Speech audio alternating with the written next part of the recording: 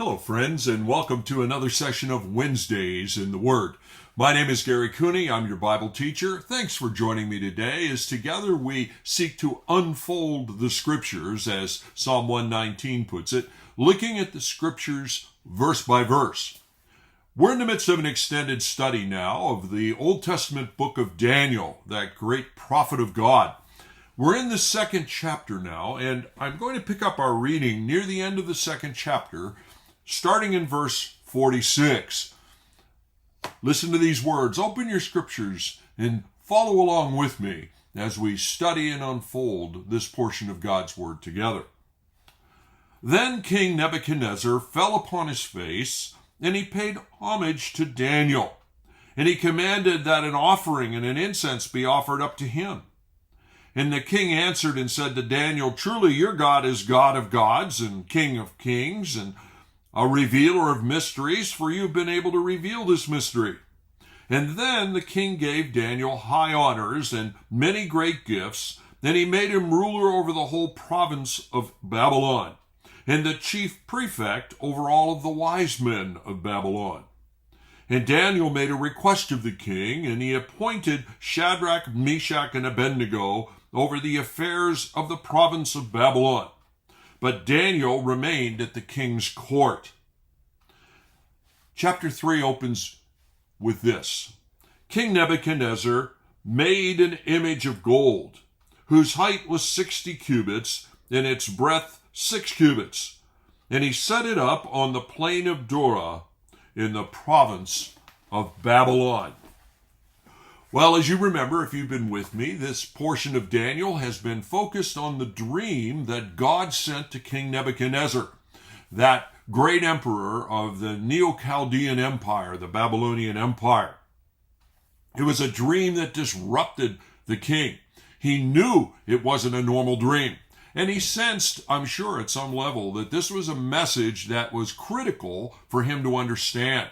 And in desperation, he sought to get it interpreted. But you remember the dilemma. The king said, I don't want just an interpretation. I want to know that I can trust the source of an interpretation. So my filtering device will be that you have to first tell me the dream without me telling it to you. Then, after telling me the dream, then you can interpret it. And he drew together the leaders of the Magi order, the think tank of the day, and asked them to do that very thing. But he didn't just ask him to do that very thing. He also said, and if you can't do this, I will kill all of you. Now, it was an impossible situation. The Magi leadership knew it. And in fact, in their advice to the king, they said, well, nobody on earth can do this. The only one who could possibly do this would be the gods, and they're not here on earth, and they don't interact with men. How wrong they were, because the God who is really there is everywhere, and he does interact with humanity. Well, at any rate, they couldn't do what the king wanted, and the king issued a death sentence for the entire Magi order. It's at this point in the second chapter that Daniel and his friends Shadrach, Meshach, and Abednego come on the scene, because they were newly put into the Magi order following their chapter 1 performance in the exams before Nebuchadnezzar. They were not leaders in it, and they wouldn't have been in the interactions with the king at that point, but they were suffering the consequences of the Magi's failure.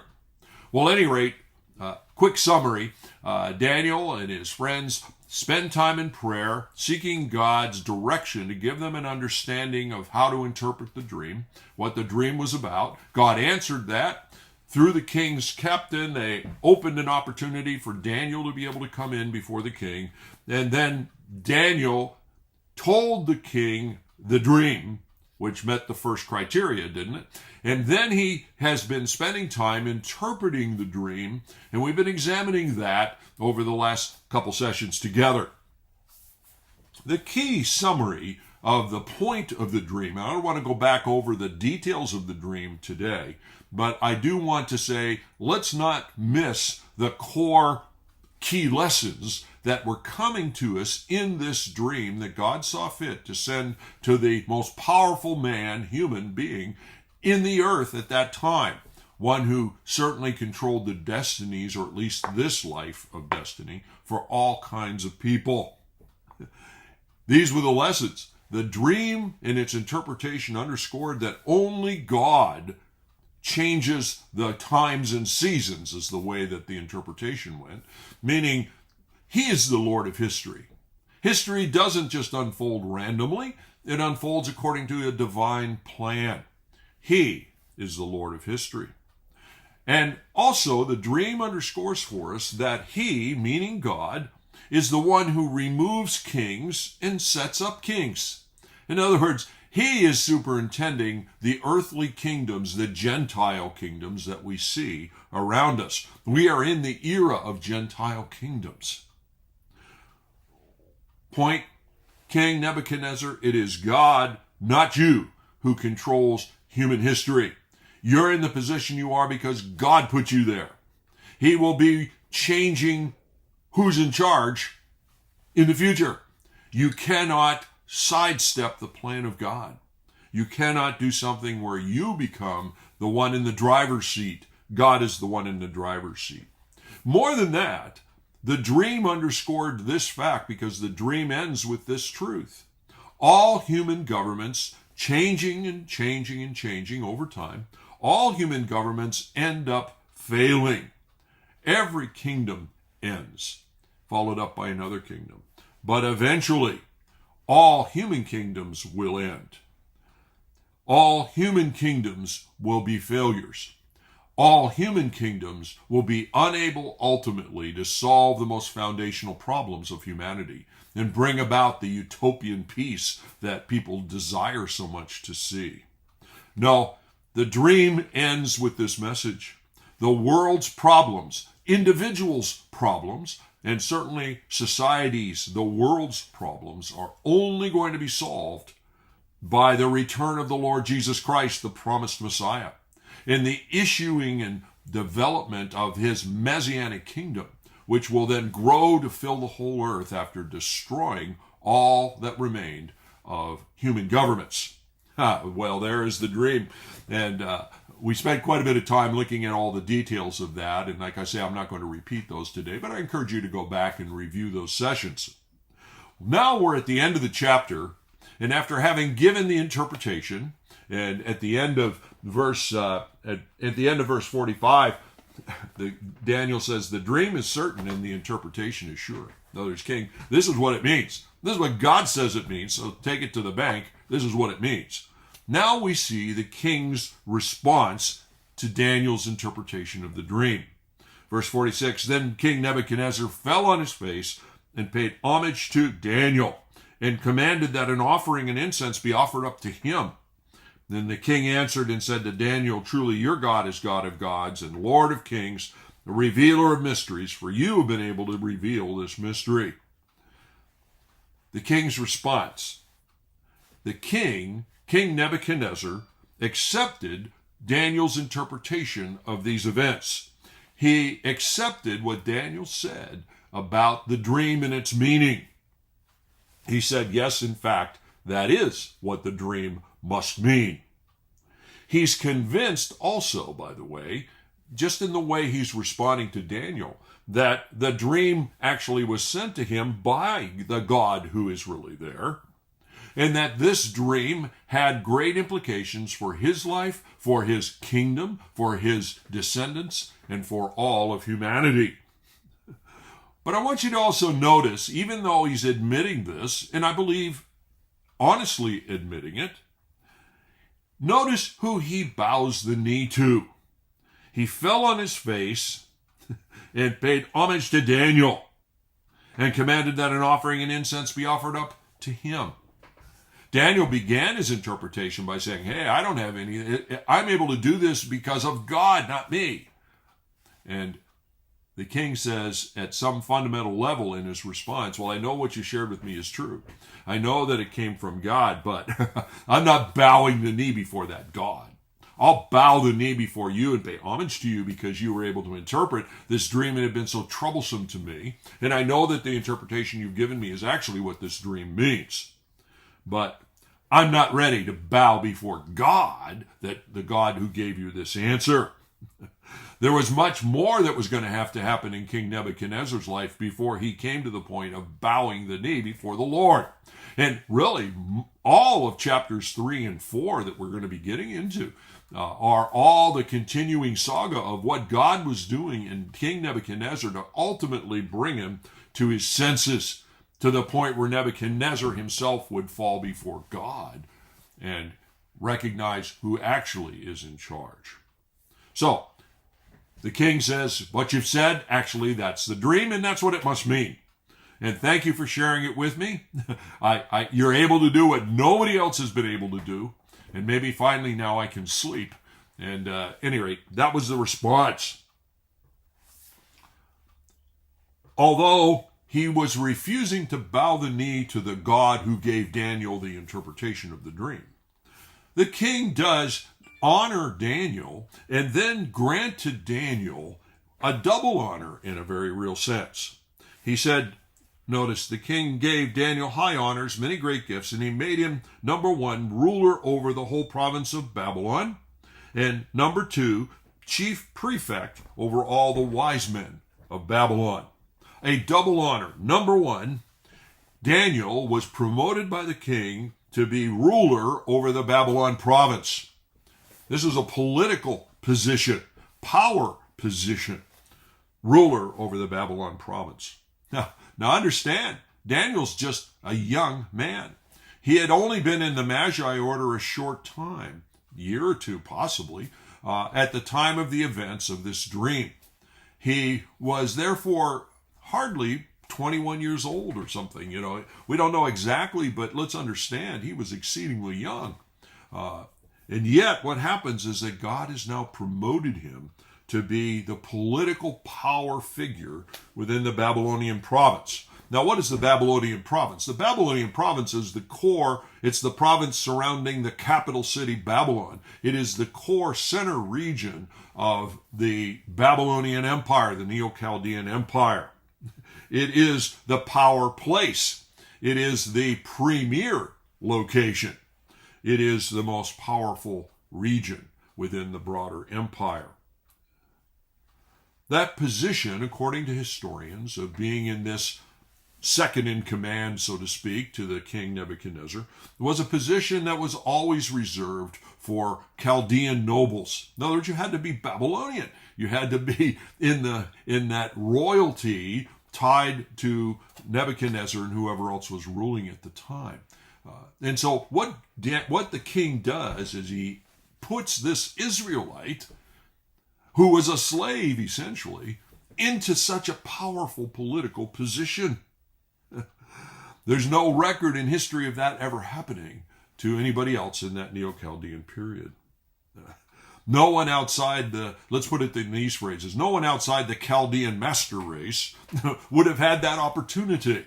They wouldn't have even been considered for such a position of political leadership and authority leadership under the emperor, King Nebuchadnezzar. So all of a sudden, this chapter 2 episode ends with Daniel at this exceedingly young age thrust into the most powerful position in the empire short of Nebuchadnezzar himself. Pretty amazing.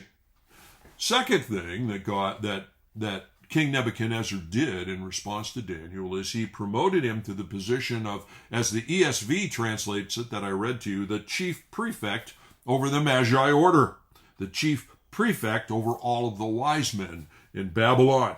Now, what was that? That was the position of being like the president, the dean, the director of that think tank. You're the chairman of the board of all of the scholars, of all of the people who are offering the advice administratively and otherwise to King Nebuchadnezzar for the running of the empire. You are now over all of the other sharp, intelligent, powerful advisors in that era of history.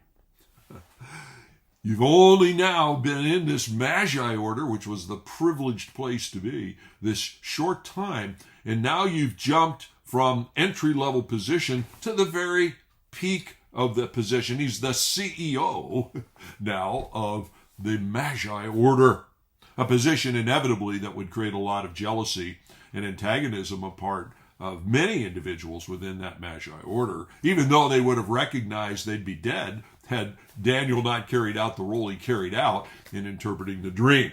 But nonetheless, Daniel is now in the position of the leadership over the administrative advisory councils to the empire. Now talk about a position of authority and influence.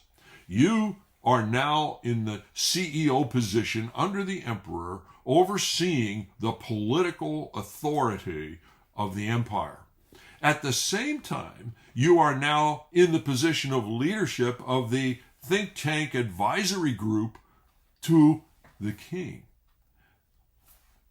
Political advisory leadership.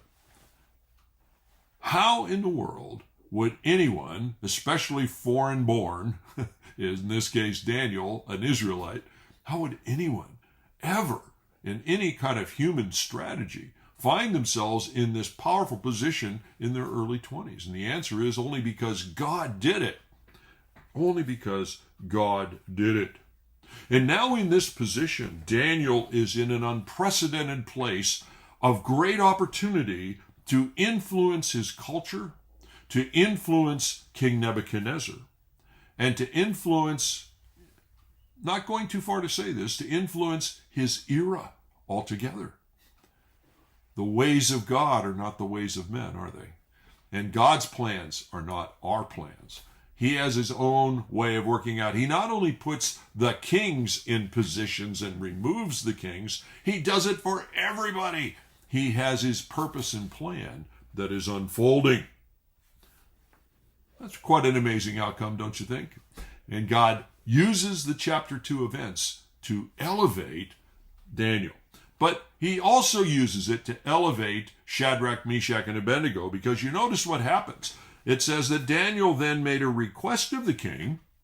And there's, now that you put me in this position, head of the Magi, essentially the CEO, political power executive over the empire. Now that you put me in here, I have a request in that role. I want you to put Shadrach, Meshach, and Abednego as my immediate workers under me. They will be my chief administrative people overseeing this central, most powerful province within the overall empire.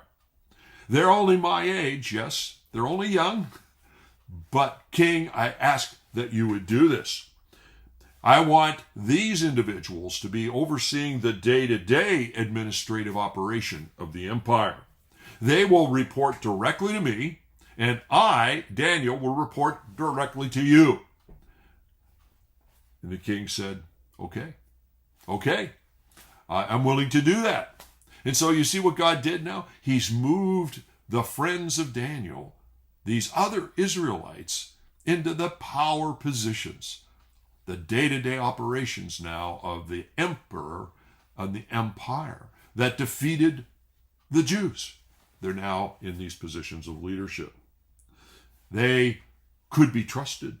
And Daniel then, and in order to carry out Daniel's role, understand, if he's in second position to Nebuchadnezzar, he has to be familiar with all of the empire, which was greater and larger than merely the Babylonian province. And so it makes perfect sense that Daniel would be, early in his term, sent by Nebuchadnezzar into all areas of the empire, meeting and interacting with all of the key players within the empire, so that he would be familiar with everything and therefore of more use to King Nebuchadnezzar. And so there's some reason to believe, and we'll talk a little bit more about this, that shortly after these amazing events at the end of chapter 2, Daniel was on a long journey going around the empire. And think of the days that this is occurring in and the transportation issues and so forth. This probably was a couple of year program where he was getting around to everyone, building the relationships with all of those rulers at all of these other levels of the empire. Even for that matter, possibly traveling to the region that was overseeing his former homeland, although we don't know that. But it's reasonable to assume that this was going on. How else could he carry out effectively the role that he was in? As far as the home base, the province of Babylon, the central core of the capital, he could trust Shadrach, Meshach, and Abednego to be faithful in their roles. He had the freedom, and therefore Nebuchadnezzar had the freedom, to use Daniel strategically and move Daniel around. Now I want you to understand here, let's take a moment because I don't want to miss this. God has used the childhood crisis in chapter 1, torn away from their families, pulled off into exile never to see their families again, forced into this training program under the hated opposition of this empire. And then out of that training program, putting them into these positions of going through the training in an unprecedented, powerful way, performing above all others who performed, and then in Magi order. Chapter 2, another terrible crisis is arising in their lives, crisis that could have cost them their lives, and yet God used that very crisis to move Daniel and Shadrach, Meshach, and Abednego into these preeminent positions within the Babylonian Empire. When I think about what happened here, and I think about how God worked this out within their lives, I have to think of Paul's message in Philippians 1:12. We're writing to the Philippian church, actually from prison, chained between the Praetorian Guard. Paul says this, I want you to know, brothers, that what has happened to me, i.e., this imprisonment, has really served to advance the gospel.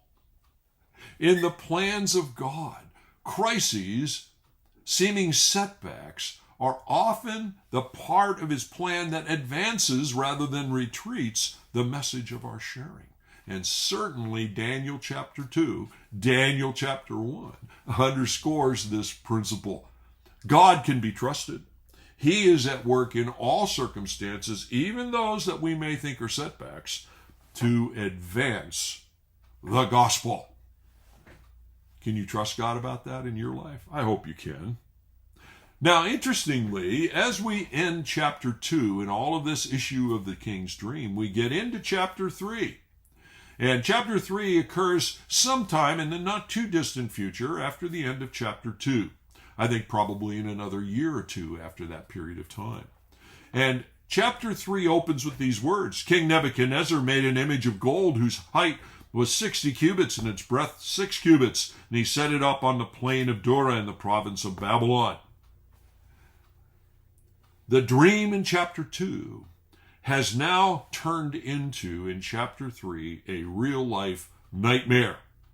Daniel apparently is on what I had mentioned earlier, some type of advisory trip going around the empire, because he's not entering into the chapter 3 discussions. Probably on assignment. And that trip would have taken, as I say, quite a bit of time. Part of the implication of chapter 3 is that Daniel, in fact, Nebuchadnezzar waited for Daniel to get into that extended trip before he went forward and erected this statue. It's not even clear Daniel knew of these events in chapter 3. The chapter 3 focus turns to Daniel's friends, Shadrach, Meshach, and Abednego. At the end of chapter 1, as we got into chapter 2, I underscored the principle that even after amazing miracles, we can and likely will face more crises. Chapter 1 ends, wonderful miracle in the outcome. The crisis in chapter 2 leads to a wonderful miracle and outcome. And now chapter 3 opens up with another crisis and threat. That is the biblical dynamic. That is the dynamic that God says, be aware this is the way it works. Are you resting in that truth and knowing that even though in this world we'll have tribulation, we can be of good cheer because he's overcome the world and the crises of this world are under his sovereign control. All right, what's going on now? The king opens in chapter 3 by erecting this awesome statue outside of Babylon, actually inside of Babylon. It was an awe-inspiring statue. In our terminology today, it was essentially 90 feet high, 9 feet wide. And the statue, this huge statue, would be sitting on some type of a base So the statue itself would be more evident. Think of the Statue of Liberty. The Statue of Liberty is sitting on a base, a pedestal of some sort. That pedestal is about 40 feet high. So probably something very similar would be true in Babylon with this statue. The statue was 90 feet high, but that was sitting on top of a pedestal base of some sort, probably another 40. So more than likely, the overall impact of this statue would have been something like in the 130 feet high range. In Egypt, the Great Sphinx of Giza is under 70 feet in overall height. So you can get a sense of how this would be unable to be missed. You would see it. You would see it from no matter where you came. The whole statue is of gold. The implication of it is that the image on the statue is the image of Nebuchadnezzar himself. Remember, in the dream, he was the face of gold, the head of gold. But notice now the whole statue is gold. The whole statue. Clearly, what's going on here, you have to see it. It's not like some hidden mystical idea. The king is saying, I'm going to make a statue sort of like my dream, except I'm going to make it my way. The whole thing is going to be gold. It's not going to be a statue saying there's going to be a change of kingdoms and so forth. No. It's the golden kingdom. I'm the head. This is what the future is going to be. I will defy what Daniel told me the God of who is really there is trying to tell me. I am going to take the future into my hands and I'll show him. I'm going to ensure that the gold kingdom lasts forever. My descendants will be the ongoing rulers of mankind. Talk about pride. In chapter 4, verse 29 and 30, Nebuchadnezzar, we get an insight into his heart. There it says, at the end of 12 months, he was walking on the roof of the royal palace in Babylon, and the king answered and said, is this not the great Babylon that I built by my mighty power as a royal residence and for the glory of my majesty? That's the issue behind this chapter 3 episode. A prideful king that said, even with the message God sent, I think I can work around it. I think I can still control history myself. This location, by the way, the plain of Dura, is a central plain at the very center of the city of Babylon, the walled city of Babylon. The city, actually, the walls of the city of Babylon enclosed more than 28 square miles of region. It was a huge city. And this plain was at the very center. And when you put this type of image at the very center, there would have been no way anyone in Babylon would miss the image. Anyone traveling to Babylon would see it. It was in the most central place in the empire. Well, next time we'll get into the chapter 3 picture and the command, not only in the building of the image, but the command that Nebuchadnezzar gave to worship the image and therefore be accepting what the image was representing, which was ultimately his power over history and over mankind. Join me then as we turn attention to that portion of God's Word.